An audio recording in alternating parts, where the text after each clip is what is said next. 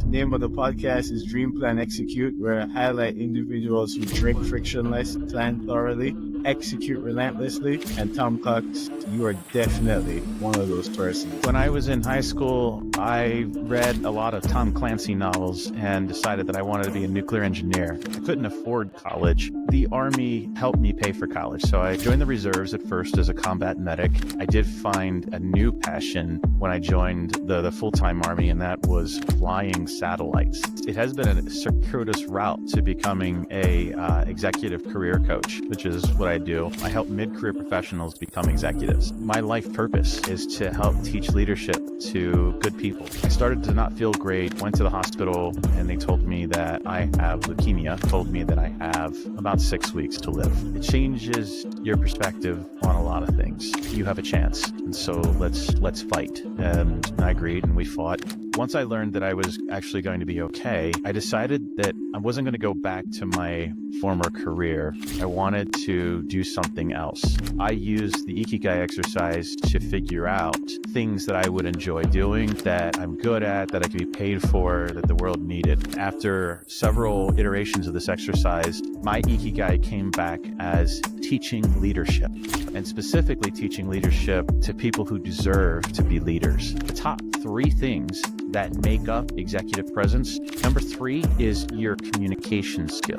It's how well you communicate a thought to someone, sharing an idea in a way that they can understand it and connect to it, right? Number 2 is decisiveness, the ability to make a decision on not enough information. Number 1, the most important element of executive presence is self-confidence. The ability to spread confidence to someone else, to make them feel confident in you, the mission, and themselves. And confidence, more than anything else, is what drives really great leaders.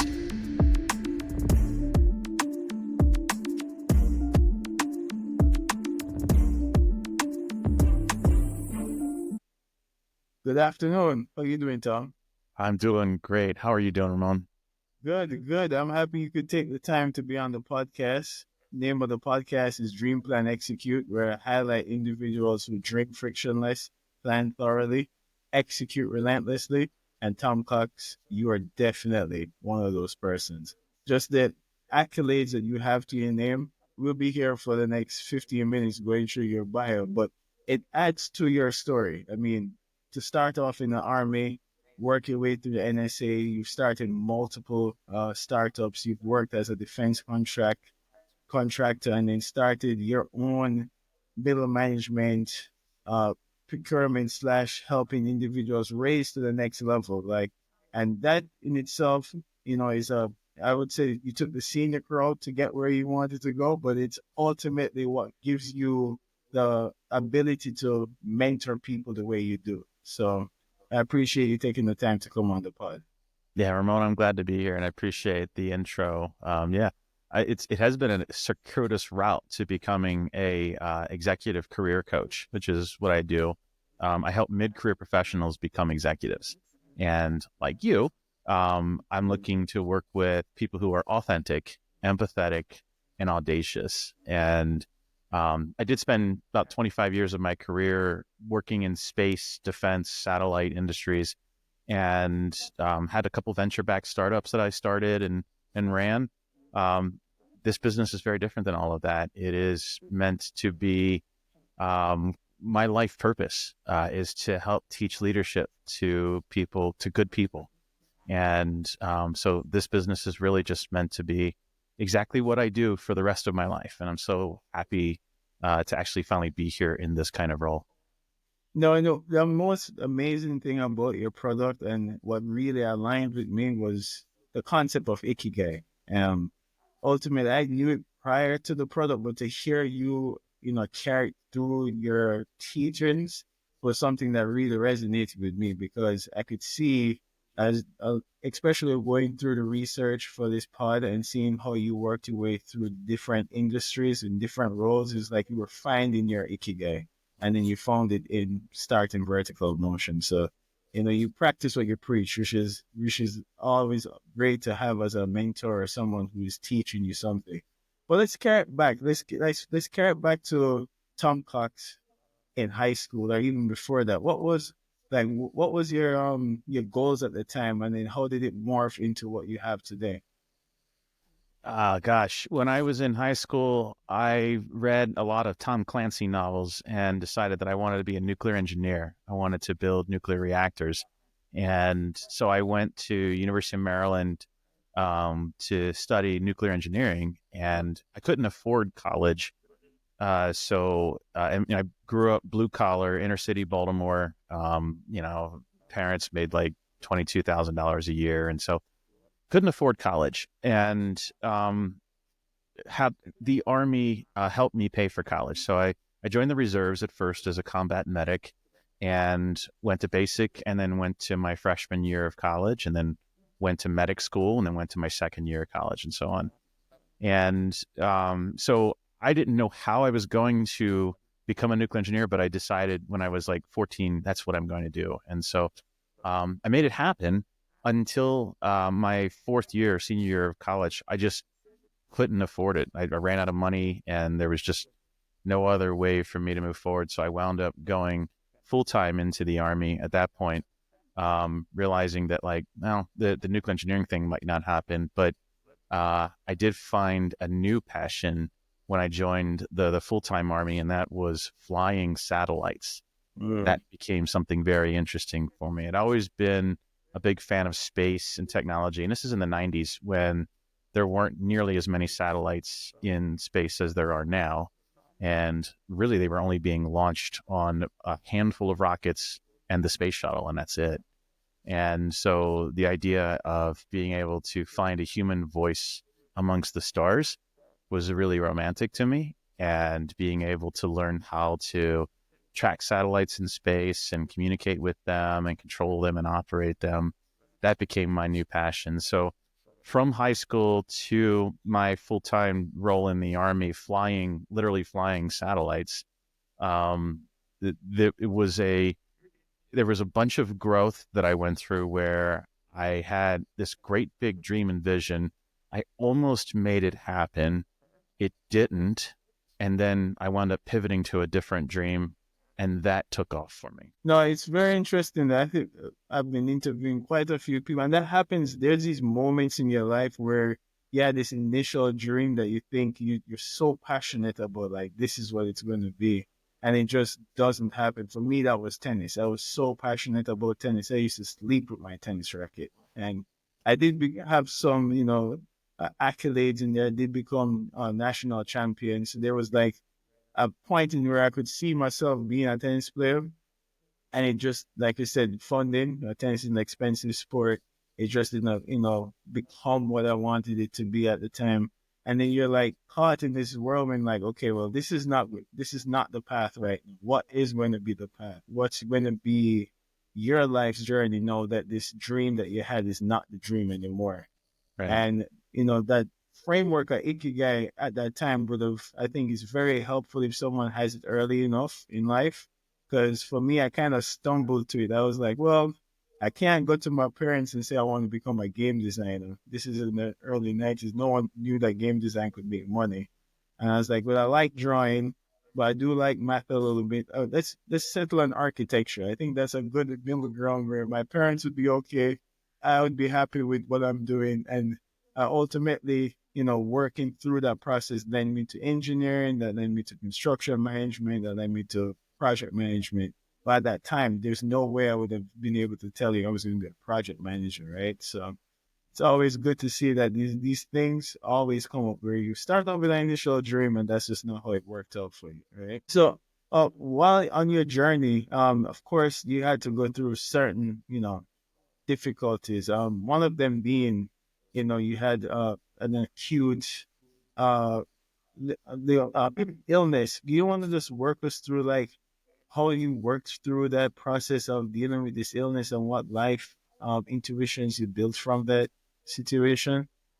Yeah, sure. So, fast forward from the time that I was flying satellites in the Army, I wound up building a career over 25 years of working in space, satellite communications, and defense applications, and really enjoyed the career that I had to a point. Yeah. and so to kind of talk a little bit about what Ikigai is for a second, I'll say that Ikigai is a Japanese or an Okinawan concept of life purpose. It's a way to figure out something that you can do for your entire life. And I bring this up because for those 25 years, I filled 3 of the 4 buckets of Ikigai. And the 4 buckets are that which you love, that which you're good at, that which you can be paid to do, and that which the world needs that you can provide. And if I think about what I did mostly in my career, I was very good at what I did. I could certainly be paid for it. And the world certainly needed the technologies and solutions that I helped bring to bear. But I didn't really love it. I loved the technology. I loved space, but I didn't love serving these corporate masters who were more interested in profit than protection. And because I didn't have this, burning love for the organizations, I wound up shifting organizations a lot. And at some point, I just kind of resigned myself to the fact that this is just life. This is just how it is. You find something you're good at and you just got to do that and make a good life for your children. Maybe they can have a better chance. So this is my mindset going into 2022 when I started to not feel great and went to the hospital. This doctor have it checked out, and they told me that I have leukemia, acute myeloid leukemia, and they told me that I have about 6 weeks to live. And they said that it was pretty advanced, very aggressive, not a high chance of survival. Do you have a will? Jesus. Oh, and I remember sitting there with my wife. We looked at each other, and it's like when you fill out a last will and testament and it's not an academic exercise, like it's probably going to happen this way. It changes your perspective on a lot of things. And so I mentioned that Ikigai because I had never heard of Ikigai until I got sick with cancer.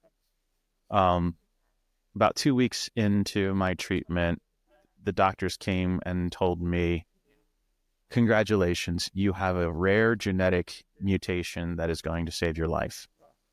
And I remember the incredible relief that we felt. Now, they said, it's still going to suck. You're going to have 6 months of chemotherapy. You're going to be miserable. It's going to be painful. You can still die, especially from illnesses, from, killing all the white blood cells. But right. I said, you have a chance. And so let's fight. And I agreed, and we fought. And 6 months later, I was in full remission. Wow. While I was hooked up to the chemo pump, I thought a lot about what I had done in my career. And actually, that first night in the hospital was pretty wild. They had done a bone marrow biopsy on me without any anesthetic. And I was in pain. I was scared. I was alone in some like weird wing of the ER that was quasi. It was weird. But I was very alone. And I remember just lying there thinking, is this it? And then it's like, okay, well, take inventory. Was I a good father? I think so. Was I a good husband? I think so too. Did I do with the world that which I wanted to? And I wasn't so sure about that. Yeah.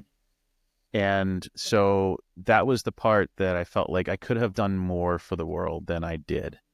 And once I learned that I was actually going to be okay, I decided that I wasn't going to go back to my former career. I wanted to do something else. And I used the Ikigai exercise to figure out things that I would enjoy doing, that I'm good at, that I could be paid for, that the world needed. And after several iterations of this exercise, my Ikigai came back as teaching leadership, and specifically teaching leadership to people who deserve to be leaders. Yeah. And specifically, like making good people into great leaders was kind of another way of saying it. But teaching leadership was, I decided I would spend the rest of my life teaching leadership. If that was weeks, months, or years, or even decades, that I would teach leadership while I was still here on earth. And I started coaching some friends, literally still hooked up to a chemo pump, on conference calls with them, coaching them. And one thing led to another. And now I have this amazing community of aspiring leaders that I work with. We have over 130 clients in the last year and a half. And as you know, it's an amazing community of really Amazing. authentic people who all care to help each other. They all want to work with each other. And like I like to say that this, I created a part of the internet that people actually want to be in. It's a nice place to be. Right. And, like we find our tribes, and this is an amazing tribe to be a part of. And all of that came because of that horrible experience with cancer. Right. Honestly, I don't think I would be here talking to you if cancer hadn't happened to me, because it forced me to stop and reflect on who am I as a person? Where am I trying to go? Who do I want to be? And I hadn't done that earlier in my career. I was just going from role to role to role and just trying to optimize for all the things that you think about Yeah. when you're doing that. And I needed to step back and really zoom out and think about where I am in life and where I want to be. And that's why that Ikigai exercise is the first thing that all of Right. my clients go through. You want to be a great leader? I'll show you all the things about being a great executive. I'll help you land interviews. I'll help you. All that stuff comes later. But the first thing is getting clarity about who you are as a person and who you want to become as a leader. And I always thought about it too. Like, people go to prison, they might have had like really bad incidents in their life that got them to the point where they're now incarcerated, and they come out. If they take the time to reflect, like you take this time to reflect, and you come out a better version of yourself, right? Same thing with people who go into the military, they make going, being a troublemaker, or they were given a lot of problems, but it I think time of reflection is like the key component, and that introspective thinking and giving yourself that moment to, not worry about the bills or what's happening outside, but what's happening inside. Now, what do Mm. you want out of your life, and how are you going to go about getting it? And to do that takes you time, and it's work. It's, deep, long work, and you may not even have the answer to those questions immediately when you ask it.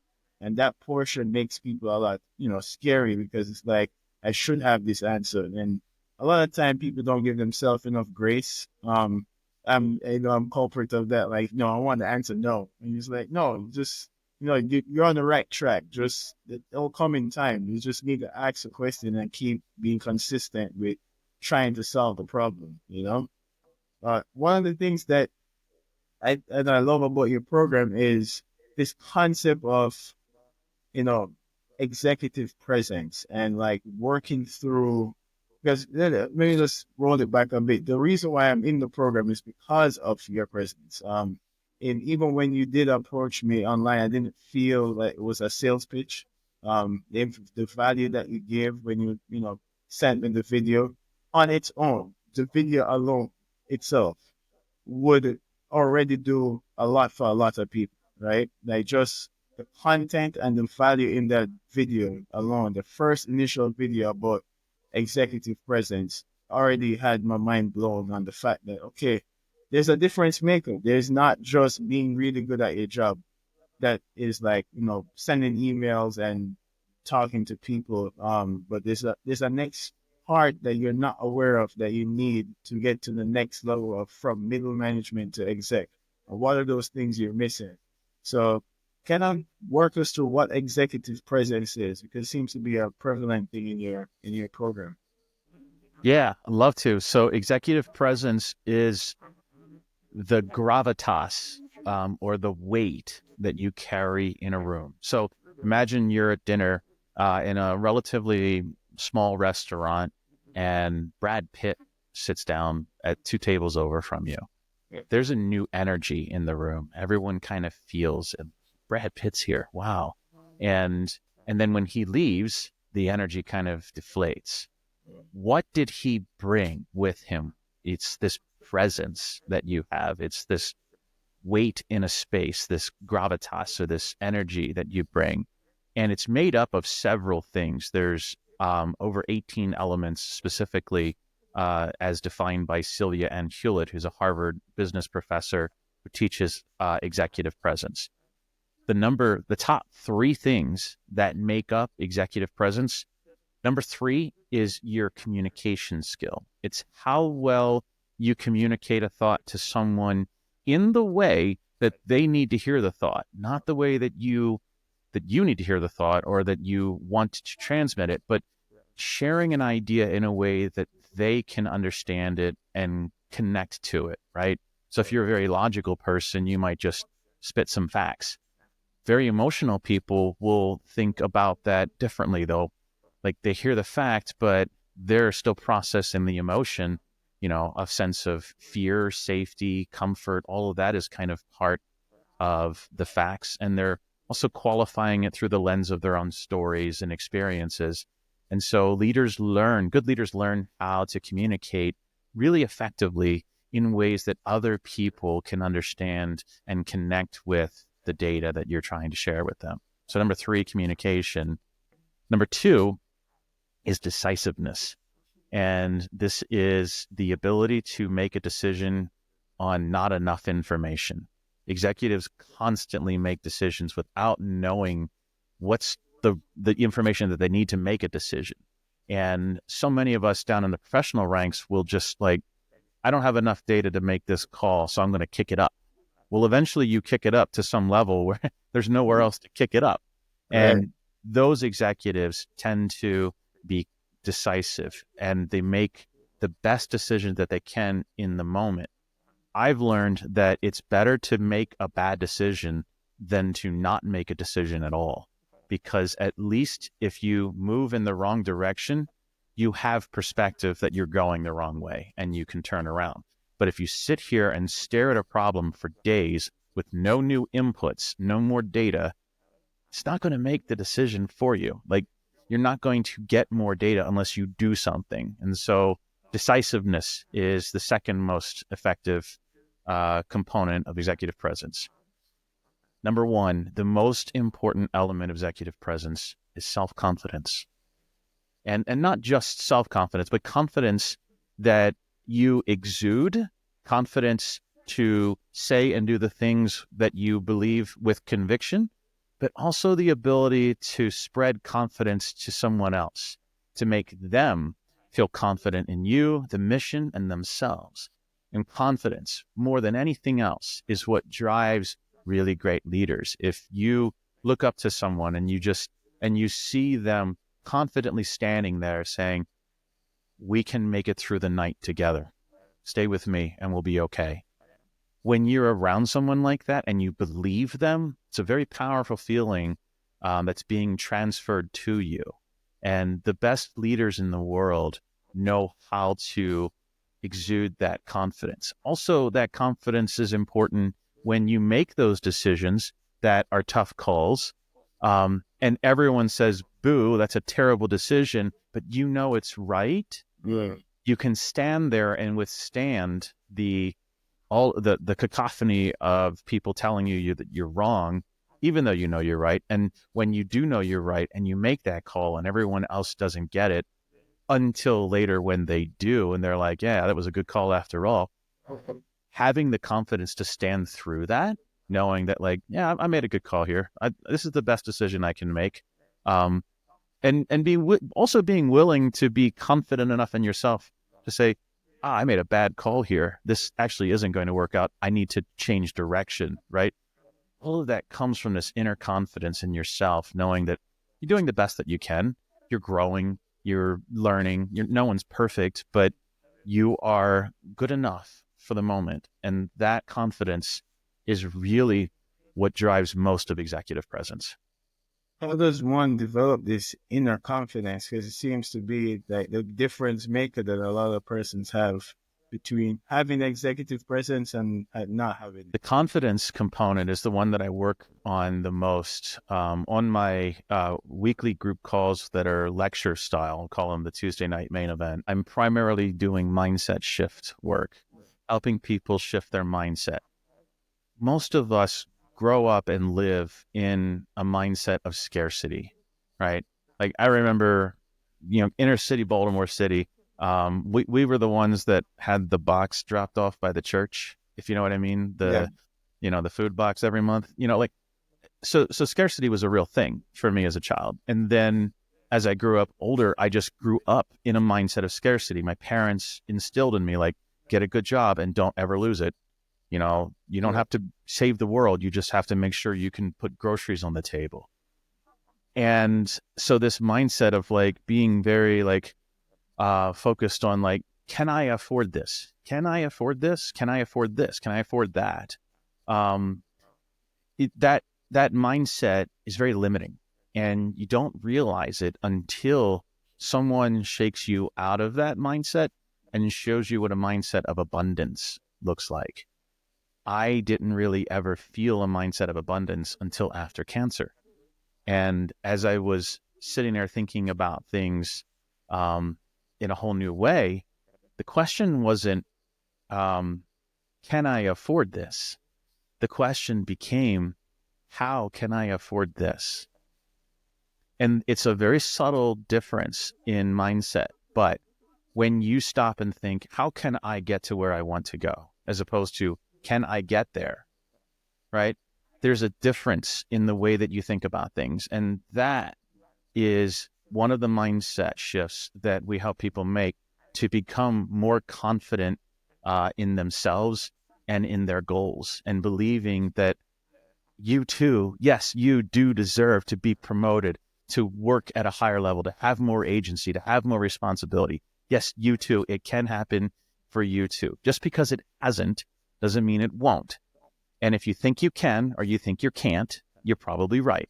And so we help people shift away from scarcity mindset, from, negativity bias, away from those things towards being more positive and optimistic. And like, it sounds kind of woo woo and frou frou. And the truth is that that's actually what makes great executives. And this is, I've learned this the hard way, that like being an executive in a scarcity mindset is a very weird place because people are afraid of you. Like when I was early in my career as a leader, when I ran my first startup, cash flow would come in and then not come in, and we'd be dragging along the ground, maybe barely making payroll. And there were good days and bad days. And I was so emotionally connected to the business that like people would only come and ask for things on my good days. And if we had a bad day, they wouldn't ask for things because they know I would say no. And that's not what you want. That's not inspiring confidence in your team. Right. That's inspiring fear and scarcity in them. And only now, all these years later, do I realize that I could have been a much better leader had I instead thought of, how can I afford this, instead of, can I? Yeah, it's a very subtle mindset set shift, and I always think of like moving from surviving to thriving. Now Mm, that's like what I use in my mindset. It's like, when you're a survivor of something, there's this like fear of like going back to surviving. Whereas when you're thriving, you're not worried about you're past that level. You're like past surviving. No, you're in the game, you're in the flow. No, you need to, go after it. Like you have to, run after it. And that's how you thrive because you're in flow. You're in the flow state. You're not worried about going back to surviving. And it's hard, when you've lived maybe, majority of your adult life worried about, or the fear of like, oh my God, I might go back to the poorhouse, right? Whereas it's funny enough, like you're human. One thing I like, and I always use sports analogies, boxing, right? The natural instinct for most people when a punch comes to their face is to flinch, like flinch and close the eyes. That is literally the worst thing you could do, right? It actually gets you to the case where you do get knocked out faster. But if you are able to keep your eyes open and actually go towards the punch and shift to the side, that's how you slip a punch, right? Like it's like going against this natural fear in your system actually keeps you out of danger. Or if you're right, I used to do a lot of downhill mountain biking. When you take turns, they like, don't focus on the tree, focus on going past the tree or going around the bend. If you focus on the The tree, front wheel where it belongs. That's what your mindset is on downhill. I used to be a mountain biker too. So oh, very nice. So you get it too. So, and it's like when they said that to you, I was like, that's so interesting. You're like going downhill, you see the fear, and like you don't even realize how tense your body gets if you just focus on that tree, right? And you could avoid that whole problem by relaxing a bit and just focus on where you're trying to go. And then once you get around 2 or 3 bends, now you've built up this like, I can do this. And you just keep doing it. It just becomes a part of you, how you flow, how you move, how you operate. So I really like resonate with that because I've seen in my own self being part of your program, or weekly calls and or personal calls too, that, one of the things is like recognize, your vantage point and just let go of this fear that you can't, you deserve it, and you should go after it, right?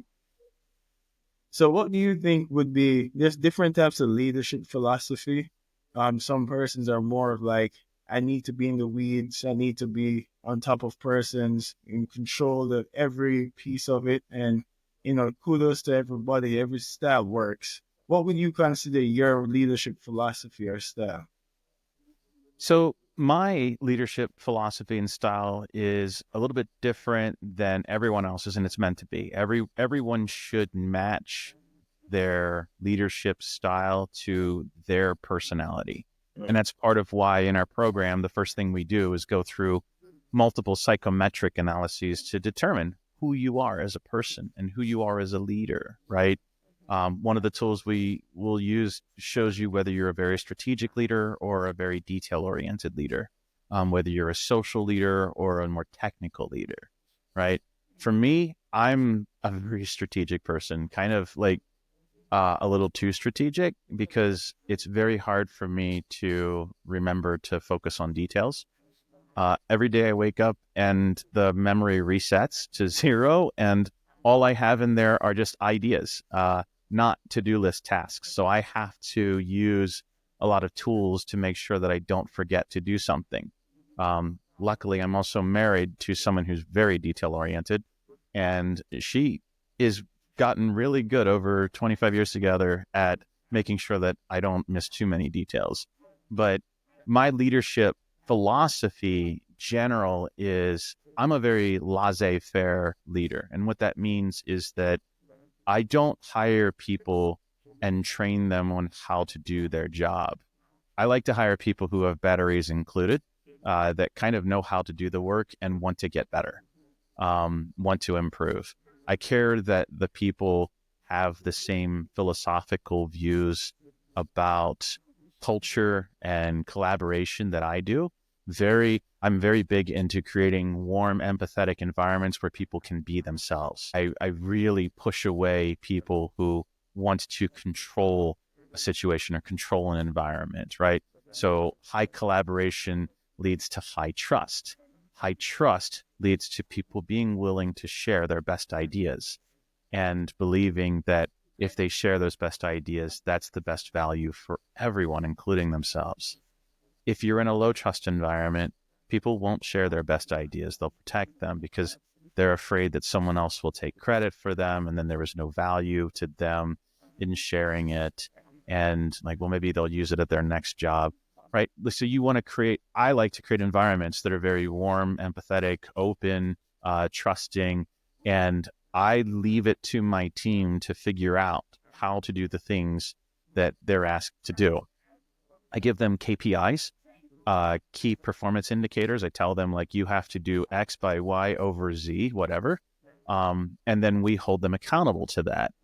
But how they hit those KPIs, I don't care, right? Like, I don't care. I have no idea when my team works. I have no idea how many hours they work. They could be working 2 hours or 200 hours, and I don't care because I don't measure their inputs. I measure their outputs. And what I'm measuring is, do they hit the KPIs that we ask them to hit? And of course, we incentivize all of them to hit higher numbers than just their KPIs so that they're motivated to continue to do more. So my leadership style over the years has really turned into more of like, I'm a visionary. I have the strategy and the vision that we can build this thing. So at Vertical Motion, this current company, we have 8 employees, and I set the vision of helping 1 million people become great leaders. And that's a long-term mission, right? Right. Right now, that looks like us coaching 130 people inside of a program, but I'm also talking to hundreds of thousands of people on Instagram and LinkedIn and YouTube. And hopefully those people who may not join my program are still becoming better leaders because of the content that we create and we generate. And my team believes in that. They believe in the idea of helping authentic, empathetic, and audacious people become the leaders that they can be, so that the loud, narcissistic, manipulative people who will definitely put themselves out there Right. aren't the ones who get the job. It's the quiet one who's actually worth their weight in gold. That person gets the job, and we show them how to do it. So my team believes in that. And so I set the vision and they make it happen. And they come to me with ideas. Tom, can we do this? Can we change that? Can we add this? Can we work this way? And it's like, yes, yes, yes, yes, because how we build this is not as important as that we build this. And when the rest of the team has a sense of ownership in how things are done, like if they bring an idea to the table, they're almost certainly going to want to see that idea succeed because they own it. They have a sense of ownership of the idea.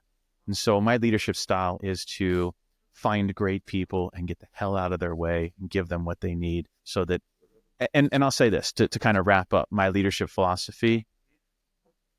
I don't build great things. I build teams who can build great things. And that's really my leadership philosophy in a nutshell. Yeah, it's interesting because one thing is, and I realized as you were speaking that empathy is a continual thing you mention in the type of leaders you want to build. And normal, or I don't want to say normal, but and people think of like execs, they think of like these tough, hard, and the word exec or executive officer is almost like a police officer. It's very authoritative. It's very controlling or direct, and that's the type of energy that people think of like a high earning, a high strong exec. Those are terms that are used by executives, and it sounds like you're trying to break that mold, or is breaking that mold, and be like, you don't have to be that type of person to be an exec. Is that something that you're working through? Because it seems to be so. Like with the word empathy keep coming up every time you speak to high executive functioning individuals. Yeah. All executives are bad, right? Um, and so you understand the meaning of that. I think that like that's not necessarily the case, and I want to reverse that. And I do think a lot about this. Like I actually just did a video not too long ago on YouTube talking about the difference between executives and leaders. Mm. And leaders are people who can build great teams, who build great things. Executives build teams that build things, but the executives have the problem with executives in general right now in this moment in history is that executives are betrothed to maximize shareholder value. And this concept of maximizing shareholder value didn't always actually exist. It started as a theory in the 70s and then was shown to be super valuable in the 80s by Jack Welch at General Electric. And he created this machine that generated record profits at the cost of the employees, at the cost of the customers, at the cost of the environment, at the cost of the community. But because he brought forth this concept that executives should only maximize shareholder value, it meant that those things don't matter. And an executive isn't held to hold a team together. That's not their job. Their job is to deliver shareholder value quarter after quarter after quarter. Yeah. And if you look at what's happened to Boeing, which was a national institution, one of the greatest companies ever built in the world, it's a shell of itself right now. Yeah. They can't build spaceships, they can't build planes. It's a mess. And why is it this way? It didn't happen overnight. It's 30 years of Jack Welch acolytes leading the business this way. They took Yeah. headquarters out of Seattle Yeah. and put it in DC Yeah. because they didn't want the executives to listen to the engineers tell them, if you change these things, the planes will break. So they moved everyone to DC, closer to the powers that be, the federal government. But it also doing that where it was easier now for executives to make decisions that were financial in nature and not in terms of what's best for the products, best Yeah. for the customers, best for the employees. And they outsourced everything to China, India, other countries. They started outsourcing engineering. They outsourced product development. They outsourced manufacturing. And now you have parts falling off of planes midair, killing people. Yeah. And it's just, It's sad. It's really sad. It's and an so those kinds of executives are people that they infuriate me and they make me ashamed to say the word executive. yeah. And I've thought a lot about this. Am I teaching executives or am I teaching leaders? And ultimately, I want to teach executives how to be leaders. And I think there is a middle ground. Um, there's this concept called the B Corp. Yeah. And what the B Corp is, it's like a C Corp, except that there is a chartered mandate in the foundational documents of the organization that dictate how this organization serves three things: people, profit, and planet. And so what that can look like, it's called the triple bottom line. And what that can look like is take a company that's a B Corp like Patagonia or a couple others that I can't think of at the moment, but like take Patagonia. In their corporate bylaws, it says that a certain percentage of profit will go towards these charities. And we won't ever raise our prices past a certain profit point. And we will make sure that all employees have full health care coverage, right? Like Right. they have these things codified in the foundational documents. What that means is that the shareholders can't unilaterally just change the rules, right? There has to be some ridiculous like 80% shareholder agreement to make a change to the bylaws of the corporation itself. And this is so that the founders can preserve um, the the original goals of the organization. So like Arizona tea, for example, the owner still sells those Arizona teas for 99 cents a can, big giant can. Yeah. Yeah. I love Arizona. Yeah, every other drink that size is $4 in a gas station. Arizona tea, 99 cents. Right. And someone asked him, like, "Are you ever going to raise the price?" He's like, "I don't need to. I can, but I don't need to, and I don't want to." And we've lost that in America. We've lost that because all the money is going to shareholders, which means the money's not coming to employees Right. and the value's not going to customers. And I think that codifying those rules with better regulation, either federal regulation or just companies regulating themselves more effectively through like a tool like a B Corp, it means that maximizing shareholder value isn't the mantra. It's maximizing the value of your employees, your customers, your shareholders, and the community equally so, right? Yeah, no, it's interesting you say that because now that I'm thinking about it, if you look at the American stock market versus the European markets, right, they provide valuable products, right? Like, LVMH is from, Europe and the quality of products are there. But the market doesn't grow as fast. And, American companies are held to a quarterly return. And then if you look at their earnings per share, it's always going up. It's always like, okay, you did great this quarter. Come 3 months, and when I have you report again on what you're doing to meet this number, and their stock market or their actual stock drops significantly, even if it's a good company. because they miss this metric, this concept, this number that someone put on a paper, even though that number doesn't mean that you're actually providing value at the moment, or you are providing value, but it's delayed value because it's something you're working that's going to help the community. No, it's not. The system needs to get re-engineered to see the value that you're trying to presume into the product itself, you know? Exactly. And the big problem that we have with large corporations is that executives' compensation packages are aligned to whatever is best for the shareholder. Right. So like you make record shareholder profits, you'll get, record number of shares allocated to you, and then you'll be able to unlock more. And so the compensations are all designed to convince the executives to do the things that make the shareholders happy, even if it's a little bit like cutting open a golden goose and digging the eggs inside of it out. Right.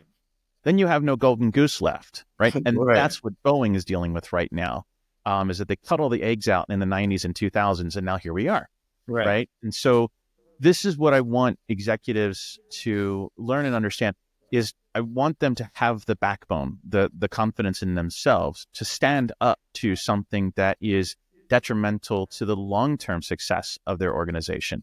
I don't give a shit about quarterly profits. I care about whether this organization will exist in 10 years. Will it exist will it continue to grow? Will the team build more?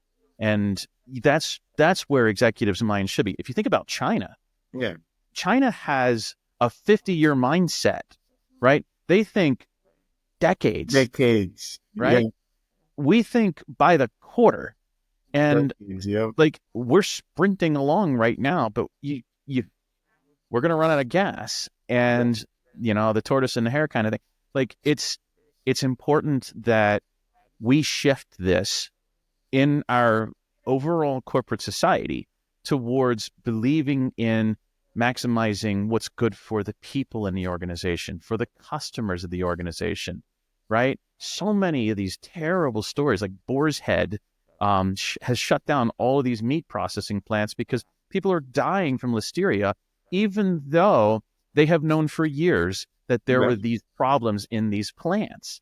And now you can't get the listeria out, so you have to shut the whole thing down and burn it, right? Like, it could have been fixed, but for quarterly profit reasons, we don't deal with that. We don't talk about it until, unfortunately, someone dies. And it's like someone dies, or someone who's has a backbone is like raising the flag, and then that person gets ostracized, or they don't get promoted into the role. They get put to the side because they're a troublemaker. They're causing problems because they're not on the train. Like, no one wants to, you run meetings and people are bringing up legitimate problems you need to solve. You can almost feel the heaviness in the air. Like, why would you bring this up right now?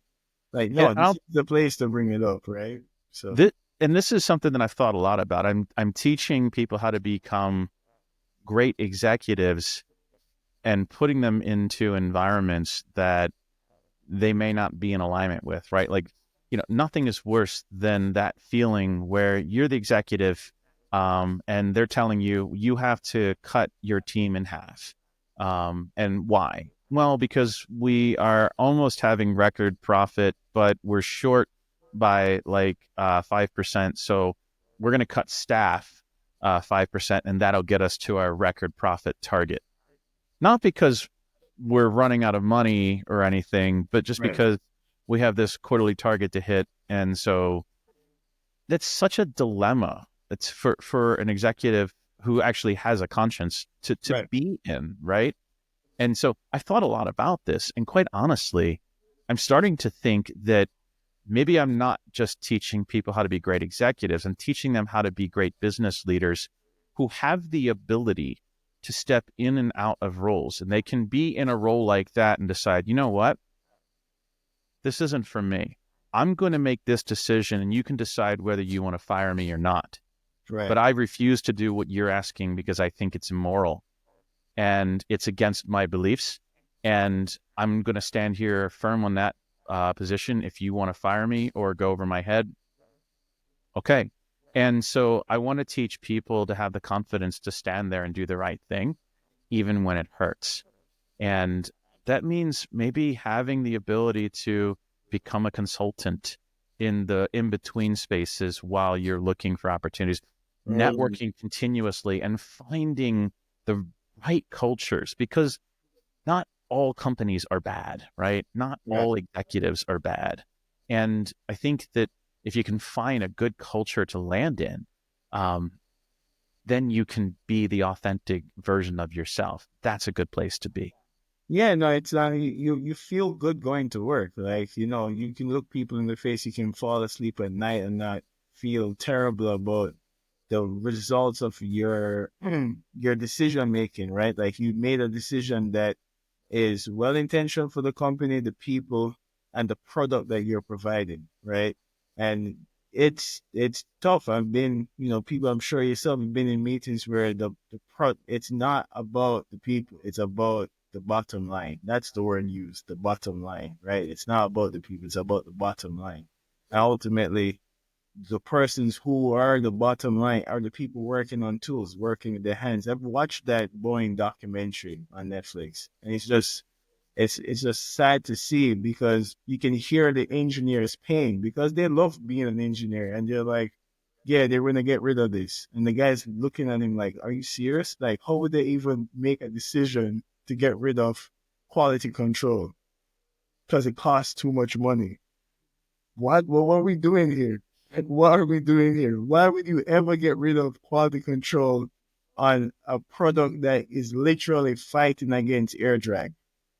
Why is that even okay? So and even just I look at the ingredients list of food in America versus their the equivalent, literal the same food, just a different country, and half the ingredients are not in there. Why is it allowed here? And then why are we surprised that people have higher rates of cardiac problems or open heart surgery when they get to 40 and 50? And that's not the case somewhere else because someone's looking at just the bottom line and not the people, like to your point. The American food system is a perfect example of what happens when you let greed drive. Yeah. And maximizing shareholder value is literally greed. And right now, people who love greed have the microphone and they are winning in terms of their bank accounts, but they're killing us and they're killing their cultures and they're killing any trust. Like, I know a lot of people, some of our clients work for some of the biggest tech organizations, Meta, Google, Amazon, you name it. And all of them hate it because it's a dog eat dog world. It's an absolute, like, people aspire to these $400,000 a year jobs, but the people who have them are miserable because it's such a caustic culture. Yeah. And anyone can get fired at any time for any reason, and it happens, right? Amazon has this philosophy that, like, anyone that they hire needs to be better than 50% of the people at the company. That makes sense at first. But then when you think about someone who's been there 4 years, Right. you're saying that every person they've hired in 4 years is better than them. And then after a while, they were the high performer. And now Right. they've been there 4 years. And just by the sheer volume of people that you've hired that you say are 50%, are better than 50% of the organization, now this person who was a star is in the bottom 10% just by your perspective. And does that Right. make sense? It doesn't make any sense to say something like that. So, like, these cultures are toxic, and it's because everything is driven by greed right now. And I think this next generation of people coming into the workforce, they're going to be far more entrepreneurial. They're going to be far less tolerant of bullshit. They're not trusting the organizations on day one. Whereas, like, your generation, my generation, my parents' generation, we Right. were all told, get a good job and don't lose it. Stay there for 30 years, right? Right. You know, I felt bad. The first job that I left after 5 years, and I'm like, oh, was that too short of a time? Is that going to Yeah. look Yeah. bad on my resume? I can't find anyone since 2020 that has worked 5 years. It's so hard to find someone who has that much longevity, right? Yep. So it's definitely different. And I think that new generations coming up into the workforce, um, are going to have different opinions about what makes a successful organization. And my guess and hope is that there'll be less focus on profit and more focus on building something sustainable from this generation. Yeah, and there's this concept of ESG that a lot of companies are, I mean, they're taking it in. Some companies are just branding themselves with ESG, and others are really taking what ESG is trying to implement and really make it as such that they're really actively integrating it into their day to day. And it also now it's becoming, sadly, I don't want to say profitable, but now it makes more sense to have a diverse team to think about. I mean, look at all these storms that we're dealing with right now. It's very apparent that we got to do something and we got to do it fast. And we have to make that change now when it comes to how we think about climate change. Because I grew up in Jamaica, and I can see the difference in pace. I mean, like when a Category 5 hurricane used to come around, that used to be every 3 years you run into a Category 4 or 5. And in my lifetime, I'm seeing in three Category 5 hurricanes in one hurricane season. That's not normal. That's not okay. Something is wrong, right? Yeah, These it's frustrating. wildfires, yeah, I'm sorry. It's frustrating when you it's obvious and apparent to you and me that this is a problem, and yet we're not doing anything about it because there's a whole cadre of people who refuse to believe it's a problem. right. And so like that's indicative of that's the same thing that I see with corporate culture is there's a whole cadre of people who are like, but I'm getting mine, I'm getting rich, I don't care about you, I don't care about your needs. I don't care about the future. I'm here to get mine. And then once I get mine, I'm out.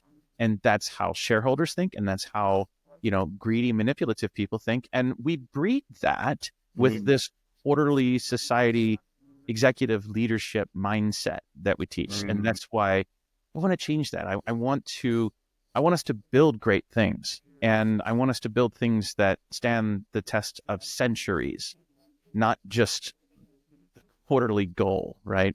yeah, I mean, when you go to Europe right now and you look at these buildings, I mean, those builders were building, they were building with the intent of like, there's going to be somebody 200 years from now. He's going to stand here and still be in awe of what they built, right? Like, and that philosophy is left. It's left to the table. Most people are like more like you said, just get what I need to get and keep going. And I just wanted to end with that that philosophy there because that's important. Um, that's what's going to drive the change.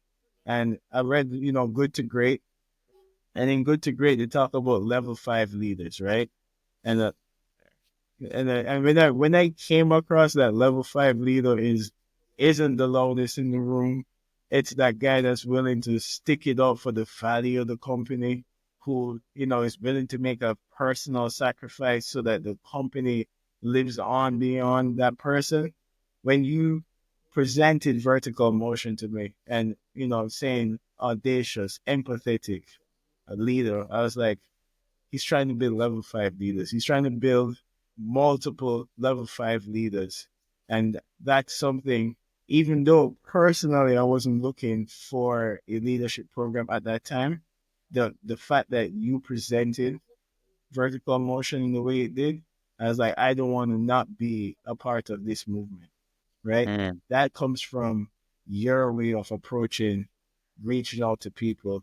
And like, this is what I'm on. And if you're interested, come on, be a part of it. If not, whenever you're interested, you can be a part of it. So I appreciate you, taking the time, not just to be on the podcast, but also taking the time personally uh, to find your Ikigai and to use your Ikigai in a way that's productive to the world. Because I always say to people that you can either be one of two things in the universe, because the universe you can be a sun or it could be a black hole. And in fact, Mm. a black hole was a sun at one point, right?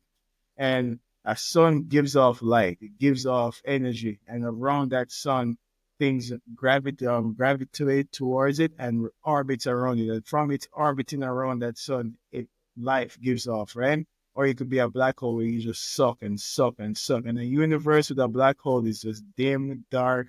and unhappy. When you have a light at the center of the universe, it's bright, it's energetic, and if the universe is growing infinitely in all directions, which is something that we believe in, everywhere you stand is technically the center of the universe. So carry yourself like the light that you are, right? Yeah. And so I appreciate you taking the time on being here, Tom. It's an absolute pleasure to have you in this universe with us, and just keep doing what you do best. Ramon, thank you so much. This has been a fantastic conversation. I've really enjoyed talking with you. Uh, and yeah, anytime that anyone in your audience has questions about leadership, I invite you to come check out some of my content on either YouTube or Instagram. Both, you can find me at Tom Cox VM, TomCoxVM. And yeah, just kind of learn some things. You can hear more about my philosophy. Um, we work with people like Ramon, who have a a mindset of, I want to do good in this world. How can I get better as a leader? That's what we look for in people, and those are the people who have the best results in our community. But thank you for giving me the time to talk with you a little bit about leadership, executive presence, B Corp philosophy, all of it. It's been a really good conversation. No, I appreciate you, man, and you have a good day. Thanks. All right. Keep safe.